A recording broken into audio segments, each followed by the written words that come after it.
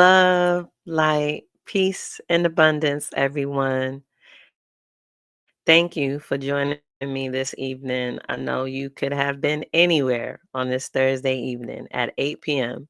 However, you took the time to be present with me and to share space. And for that, I'm grateful. If this is your first time here, welcome. I am Queen Essence. I am the host of Poetry Unraveled. If you are returning, hey, and thank you for coming back. What's up? Um, I do want to shout out Post Poetry Magazine. We are at the end of the month, which means that a new episode is about to come out the first week of February.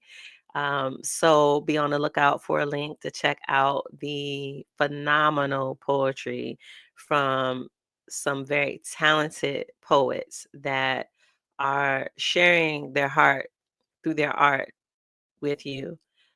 So you can look for the link somewhere, wherever this is posted, or go to Pulse Poetry Magazine on all platforms. That's Pulse Poetry Magazine. All right, so today, um, I have an idea that I would like to present, and we'll see how the energy flows. Okay. I was inspired the other night, um, in preparation for bed, actually, to post a video speaking about an idea. And because of what is taking place universally, I thought it would be beneficial for us to revisit this idea together. And then I actually had an experience to ground in the energy of um, what we'll be speaking about this evening.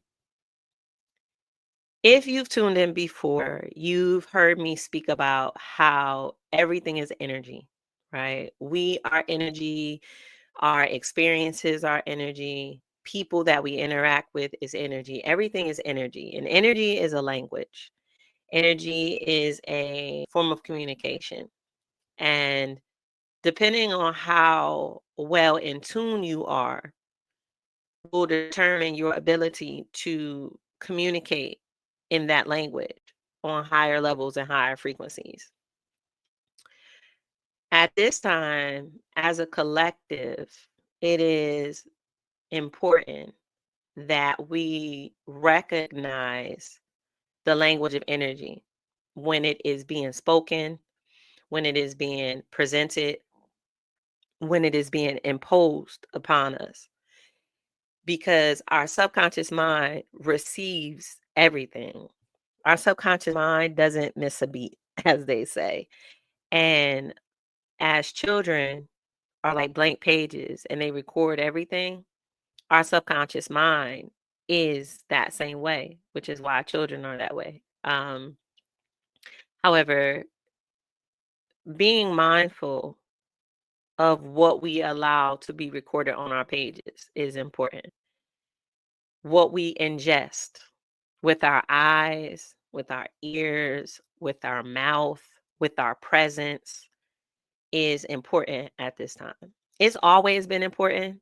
However, I want to highlight the mm, the severity, the intentionality that we need to have in this reality, right?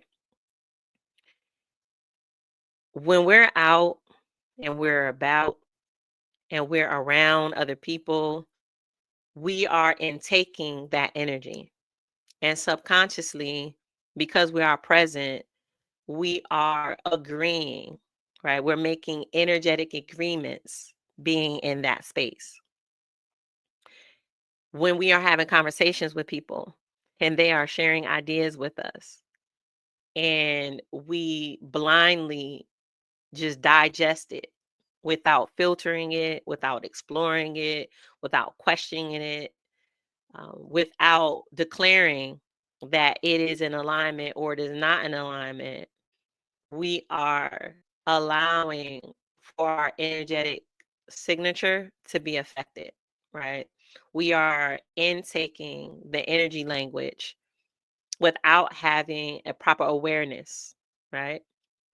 So when we listen to music, right? That's another example. When we listen to music, we are allowing our subconscious to be programmed. So we wonder, right? For those of us that are observing the dating scene or are part of the dating scene, we wonder why there's such a divide, between men and between women, and then us coming together, right? To be in love, to exude love, to magnify love, to experience and share love. And one can say that the programming, subconscious programming of the music plays a part in that, right? When you spend the majority of your time listening to music that speaks about using, abusing, and humping on the opposite, it can lower the frequency of unity, of oneness, of love. So these examples are to get you in the rhythm of thought of understanding what I mean when I say vibration is a language, right? And we have to be diligent in what we receive, accept, and let in of this energetic language. There is a lot taking place that can bring in lower frequencies if we accept it.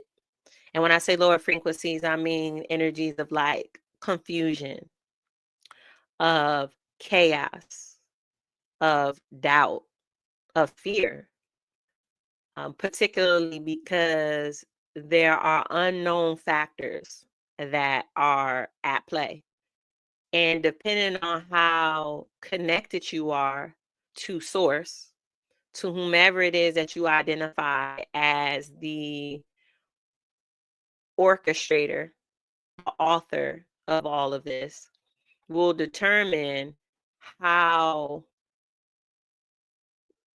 guarded you are, how protected you are, how solidified you are, and not allowing the lower frequencies to come in, right?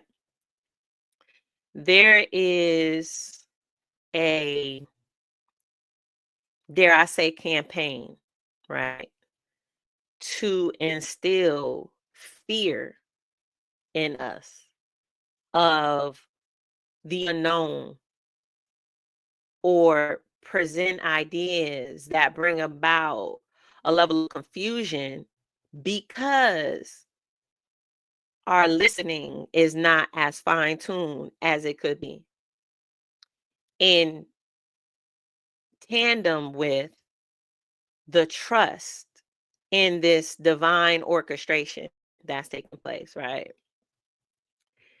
And what I mean by that is dependent, well, not dependent, regardless of what your belief structure is, what your religious base is, your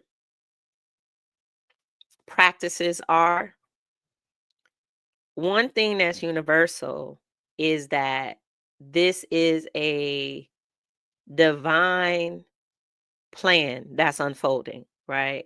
Many like to reference that we're in a time of revelations, right?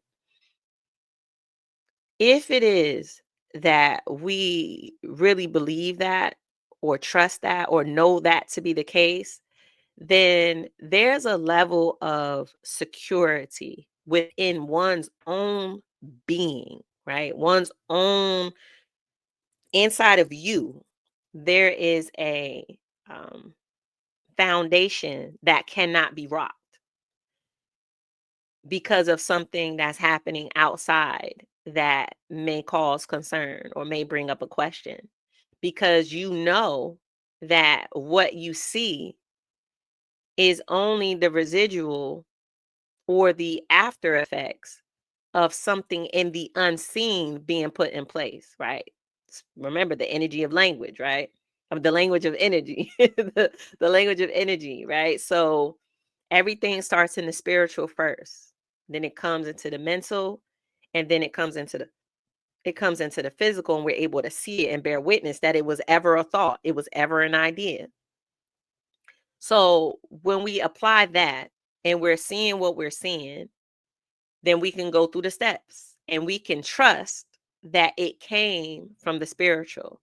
And depending on who it is or how it is that you operate within your relationship with source, with spirit, with God, with Jesus, whomever you identify, because remember, this is all universal over here. We are encompassing everyone's belief, everyone's truth, everyone's anchor that they have, right? Everybody's anchor does not have to be the same. As long as you have an anchor, that is what matters. That is what counts. And it is perfectly fine for your anchor to change as you continue to grow and evolve, because what kept you grounded at one point in your growth and development may not continue to keep you grounded as you continue to move